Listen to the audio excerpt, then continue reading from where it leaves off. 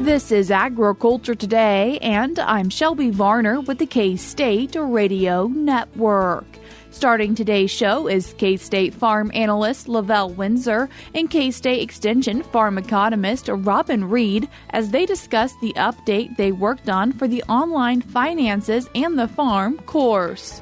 LaVell Winsor continues the show with Ashlee Westerhold, Director of the Office of Farm and Ranch Transition at K-State, to share information about the upcoming Women in Ag series, Leaving a Lasting Legacy for Midwestern Farm Women. K-State instructor and horticulture extension specialist Cynthia Domenghini ends today's show explaining how to care for holiday plants, including Christmas cactus, poinsettias, and amaryllis. That and more is coming up ahead.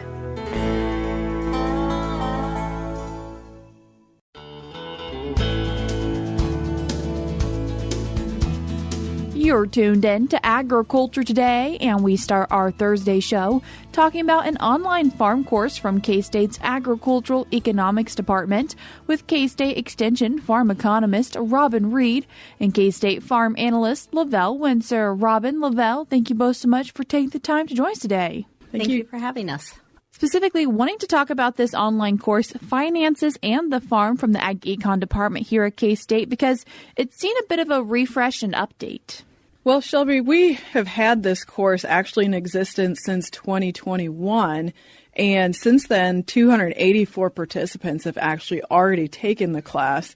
But, as time goes on, it needs a little refresher. So LaVell and I had a big undertaking last year where we re-recorded all of the short, actually 26 different videos of the class, had them professionally recorded.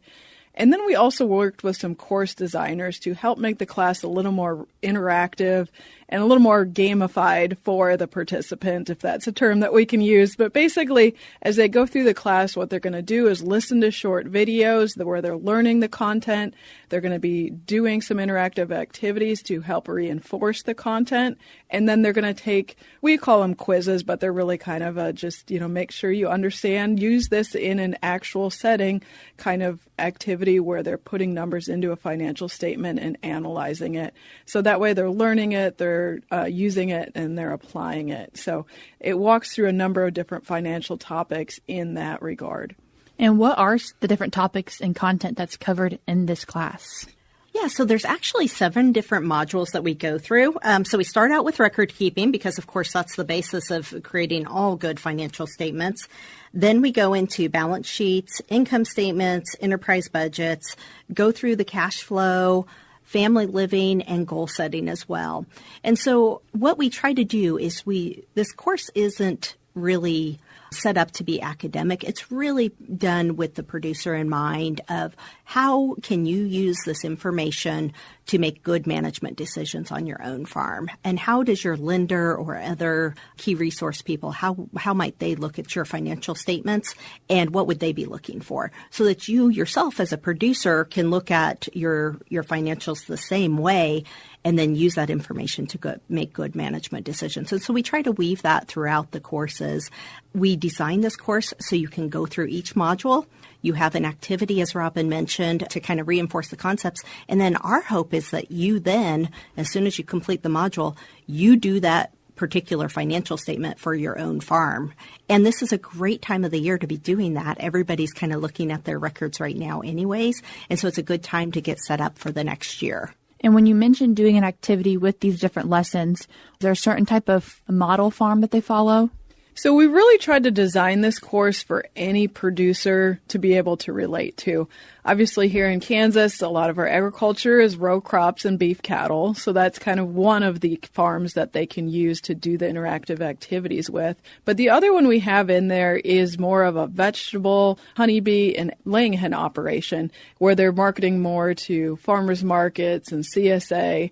So when you're doing those, what we call quizzes or interactive activities, you can choose what farm you want and what farm you most relate to. So that way, it hopefully, again, helps any type of producer be able to learn the concepts more closely to what their operation is like. Do you see value in this class for producers who are maybe less experienced all the way to ones who have been doing it their whole life? You know, we have heard feedback from people who have been farmers for a lot of years who have actually taken away tips and are happy with the things that they have learned.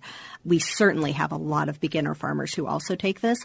Another way that I have seen people implement this class is maybe there's a younger generation coming back to the farm, and so the older and younger generation might take the class together. That's a great way to do the mentorship of the younger generation learning how maybe the books have been handled in the past, and the older generation being able to explain what they do, and maybe together they come up with some good ideas of how to do it even better going forward. And so that's a great way to take the class as well.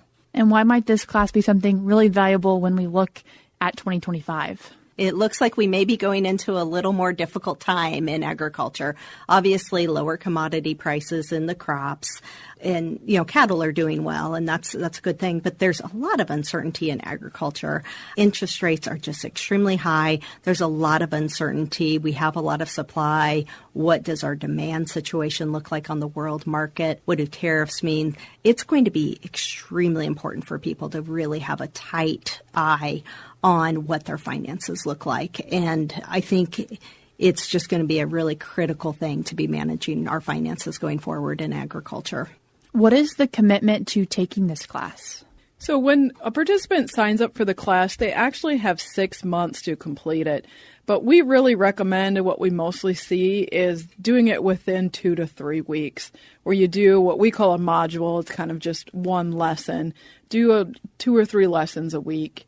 And it really is pretty easy to get through within a couple weeks or 3 weeks if you want to space it out a little further.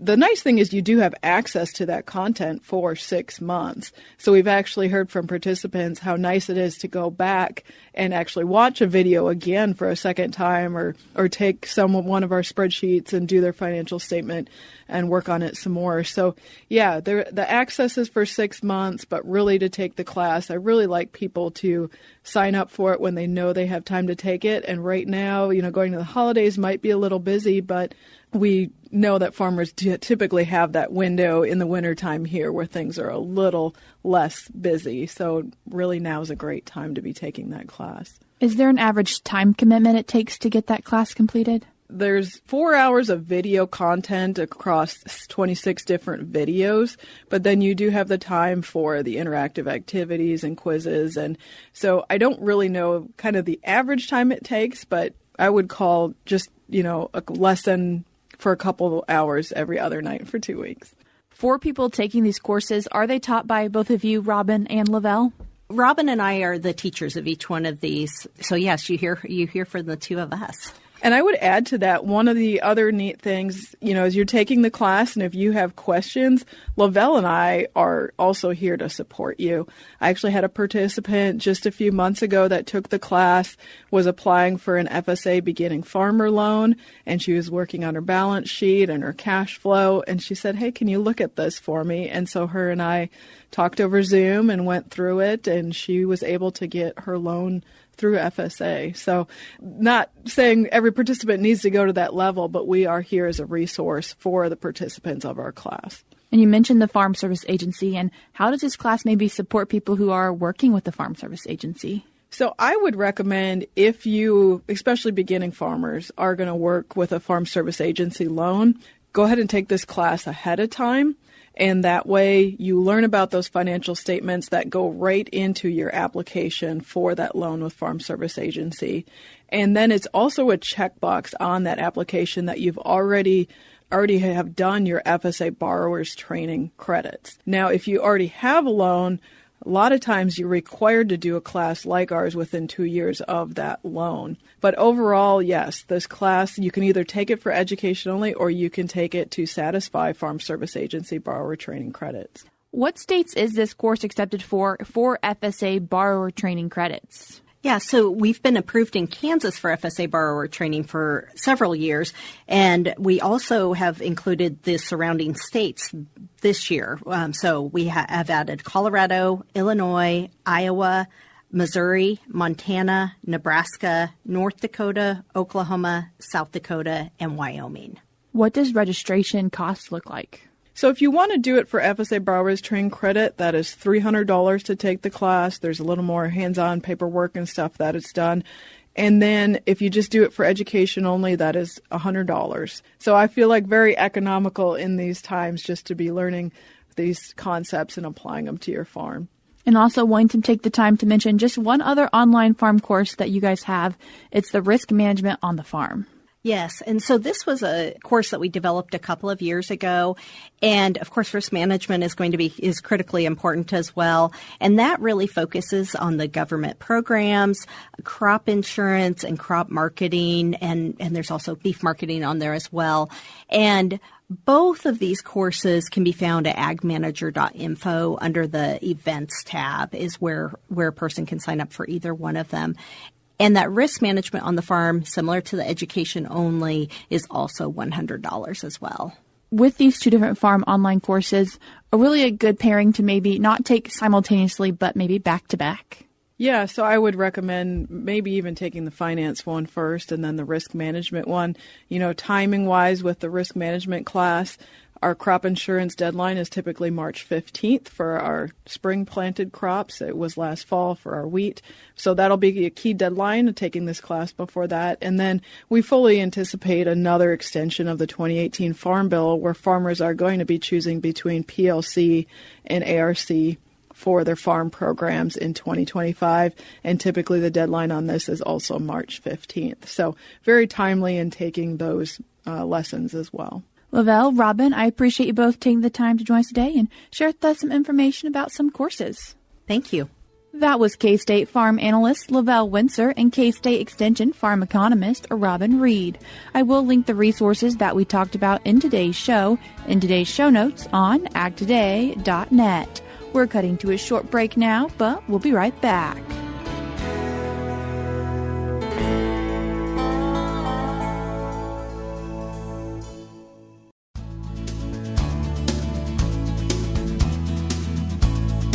You're tuned in to Agriculture Today, and we continue our show talking about a Women in Ag series with K-State Farm Analyst LaVell Winsor and Director of the Office of Farm and Ranch Transition at K-State, Ashlee Westerhold. LaVell, Ashlee, thank you both so much for taking the time to join us today. Thank you. Thank you for having us. This Women in Ag series is called Leaving a Lasting Legacy for Midwestern Farm Women, and what is this program? So this is a 4-part series that we will launch across Kansas along with a couple of other states as well. And the point of this is to help people to figure out how to set up their succession plan and find the resources that they need to do to actually implement the succession plan on their farm. And this isn't the first Women in Ag series. So the background, and some of you may recall, is that in 2020 we did the finances on the farm, and then 22 we did the risk management on the farm, and then in 23 we did the land leasing series. So similar to those series where it's going to be a 4-part series, one week after another, where people come together at a location across Kansas, and then we will broadcast from campus the material, and then people will have hands-on activities at their location that they will work on together. And why is this something you guys feel is important for agriculture? Yeah, so succession planning is becoming a hot-button topic. It should have been forever. We're always in a state of transition. So when you think about succession planning, even if you're 45 or you're 75, the idea of this farm someday being yours, this farm is what you have owned and operated your whole life. And how am I going to pass that to the next generation, or how am I going to enter into that ownership role? So both sides of the coin, again, we're in constant state of transition, but we have seen that since my office has been across the state, the need for more and more information when it comes to succession planning. So this 4-part series to be married with the Women in Ag series was a perfect fit so that we can really build upon our communities and know that we're not going through succession transition alone, and build upon our networks within our towns at these locations that we have Women in Ag series to talk about this very heavy emotional topic of succession planning. But really, we're here to try to help that conversation of transition planning to preserve that legacy, like the title of our series is leaving that lasting legacy for Midwestern Farm Women. We encourage anyone who wants to come to our series. We have geared it towards women in agriculture, but anyone is welcome. And again, this is such a powerful topic that has so many implications for the future of Kansas and the other states that are involved in these series. And what are those other states that are involved with the series? Yeah, so this is a joint or multi-state project that was funded through the North Central Risk Management Education Grant, where we have partnered with Nebraska and Purdue University to work together to offer this course in Nebraska, Indiana, Kansas, of course, and we even have one location in Oklahoma because they didn't want to miss out on the fun and the information. And so we do have 4 states that will be represented and be able to log into this series and be a part of it. In this 4-part series, what different topics will be covered?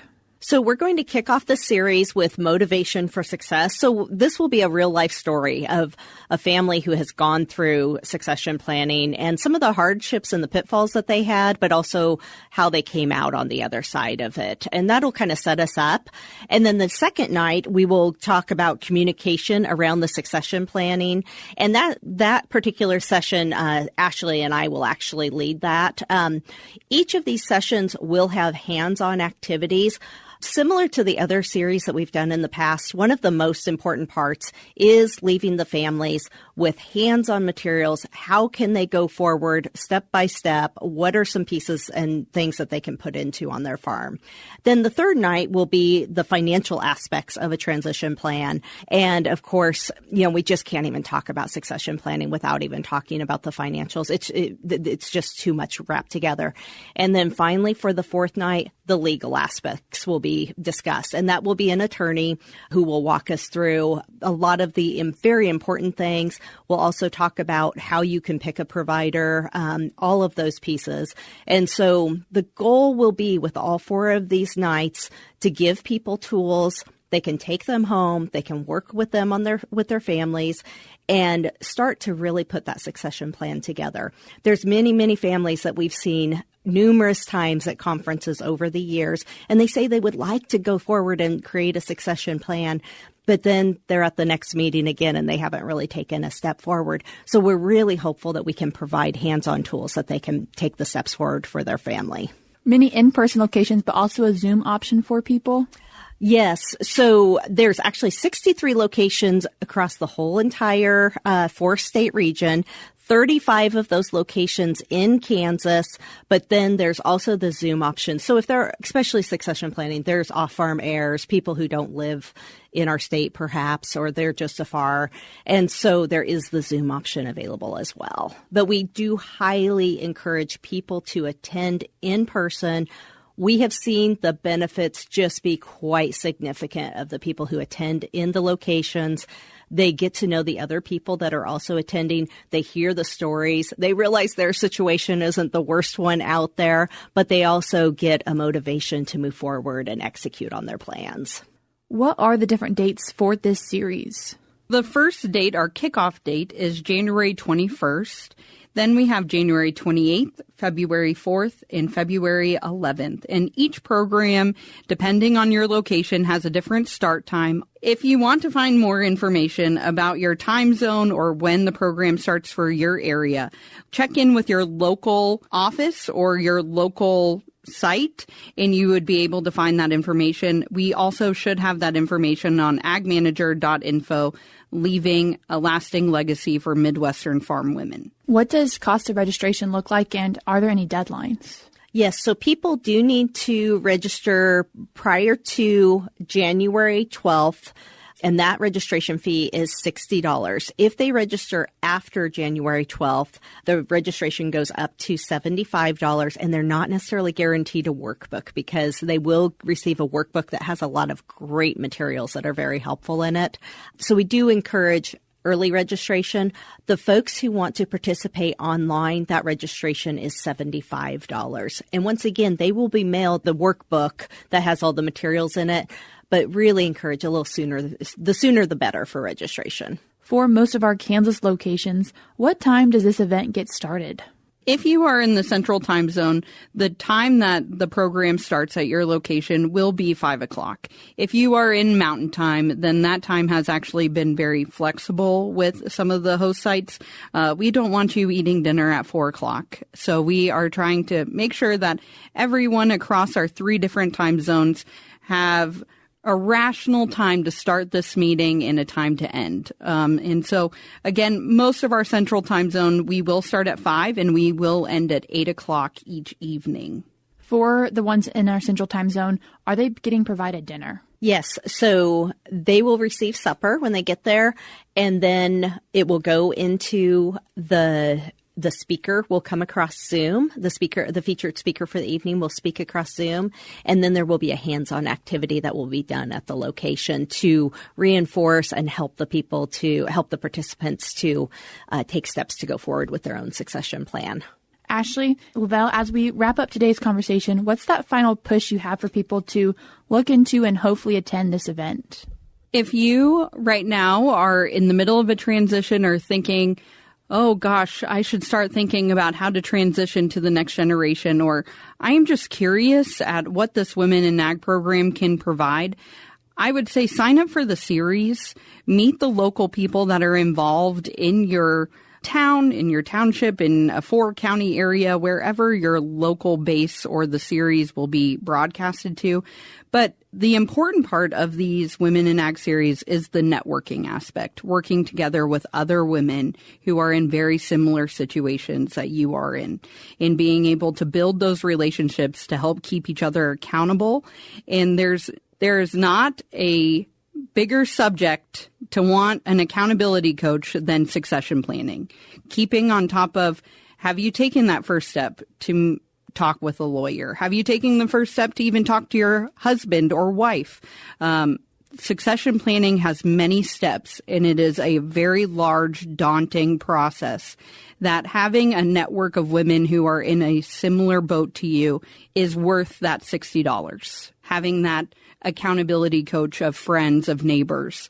So if you're at all interested in even the subject of succession planning, or just wanting to have a night off where you get to be just a woman with other like-minded individuals, then this is a series for you.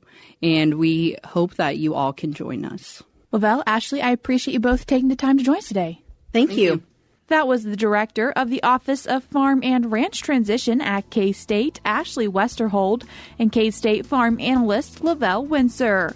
I will put a link in today's show notes on agtoday.net if you'd like to find out more information about this series or get registered. We're cutting to a short break now on Agriculture Today, but stick around because we have more for you up ahead.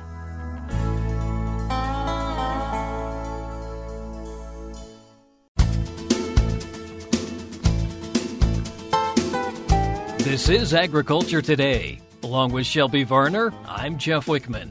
If you're caring for a Christmas cactus, poinsettia, or an amaryllis, K-State instructor and horticulture extension specialist Cynthia Domenghini says that water, light, and temperature are all important factors. Cynthia, the holidays are getting closer and closer, and as part of that, a lot of houseplants as well. We think primarily of 3, the Christmas cactus, poinsettias, and the amaryllis. Let's talk a little bit about the plant care for each of those, starting with maybe the Christmas cactus and the poinsettias. The Christmas cactus and poinsettia prefer indoor daytime temperatures in a range from all the way down to 60 degrees up to 80 degrees even. And the nighttime temperatures, it's fine for it to cool off even a little bit by maybe 55 to 65 degrees during that nighttime temperature. And just like with any other houseplant, only give it water when it needs it. And there's a couple things you can do. The first one is stick your finger in the soil. If the soil is dry up to your first knuckle, give it some water.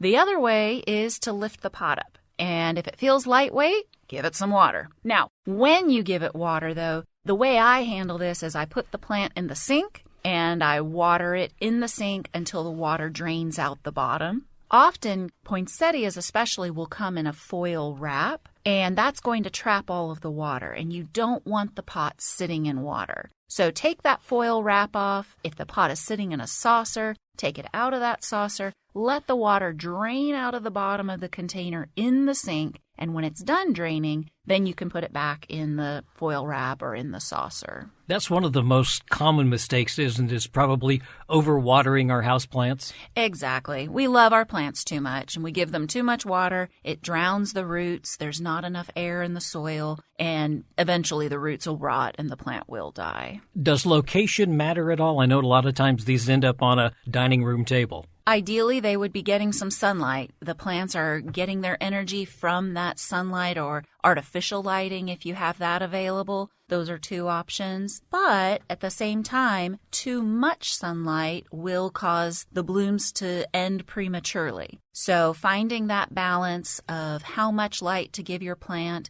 is important. In terms of the Christmas cactus, is there anything different there than from the poinsettias? Well, really both. The Christmas cactus and the poinsettia, they can be grown year-round. It's not as common to grow the poinsettias. Typically, people grow them through the Christmas season or the holiday season, and then they compost them once they're not looking so nice indoors. The Christmas cactus is more commonly grown year-round. So if you're going to continue growing that, you can actually move it outdoors once the danger of frost has passed. Keep it in an area that still receives shade, and then you can move it into an area where it receives more sunlight, up to about 6 hours of sunlight a day. But it also needs to stay in a container where it's actually slightly root bound, which is not typical for houseplants. Our traditional houseplants, we don't really want them to be root bound, but Christmas cactus actually prefer that tighter space where the roots are starting to push up against that container. In terms of the amaryllis, what should we be thinking about there? So the amaryllis is an interesting plant where you notice significant upright growth in that stem over a pretty short period of time. It's happening right now. If you're growing one in your home, you're watching that amaryllis grow a couple inches, within a week or so. Right now, before they go into bloom, it's great to keep it in a sunny window, or again, if you have artificial lighting available. But if you are growing it in a window, you want to make sure to turn that container every few days or so, and that'll keep the stem growing up rather than growing towards that light source, and then you would end up with a crooked stem that you would have to support with some kind of staking.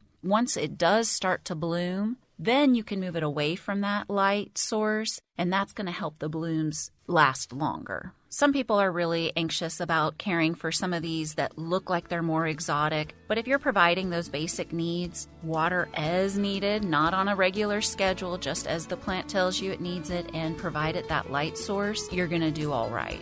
That's Cynthia Domenghini, a K-State instructor and horticulture extension specialist with information on caring for holiday plants. And that'll do it for this edition of Agriculture Today. For Shelby Varner, I'm Jeff Wickman. This is the K-State Radio Network.